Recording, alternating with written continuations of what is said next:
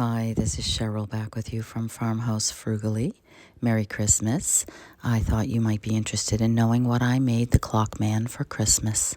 So my husband has been doing clock repair over 20 years, so I asked him if he had an empty clock case that I might be able to have. And once he gave that to me, I painted the entire interior in white so that it would be nice and bright.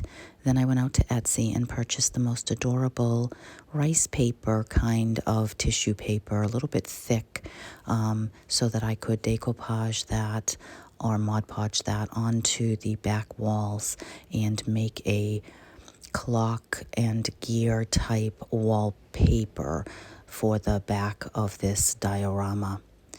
Then once I had that in, I took some popsicle sticks and with my crocodile, I cropped those off and took out some black paint and some antiquing wax, mixed them together for a color stain that I liked.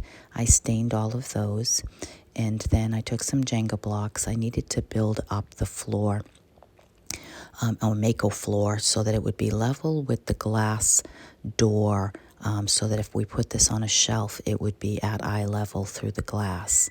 And so then I went ahead and added the floor onto those Jenga blocks just with some hot glue and built up that little floor.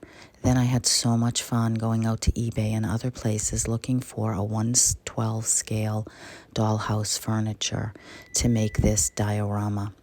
My daughter was getting rid of this scarf, so that made the perfect little rug.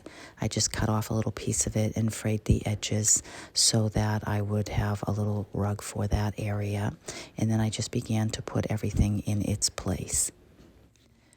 I tried to replicate some of our actual clock shop by putting in things like a wood stove, of course, grandfather clocks, and other items that I thought reminded me of his actual clock shop downstairs. So I just had a really good time going and finding little pieces to go with that diorama, little cuckoo clocks and grandfather clocks and other items, and then the little pieces and parts for the wood stove. And then I had to go back out when I was finished and put the last touch on there, which was a little gray cat. He had lost one of his cats earlier in this year, so I knew that it would be important to him for me to find that little one, so I did.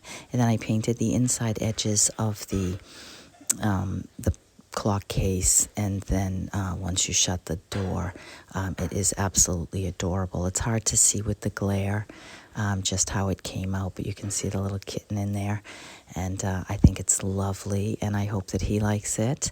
I had a good time making it, and I'm sure that it'll be a great statement piece for when his customers come into his shop.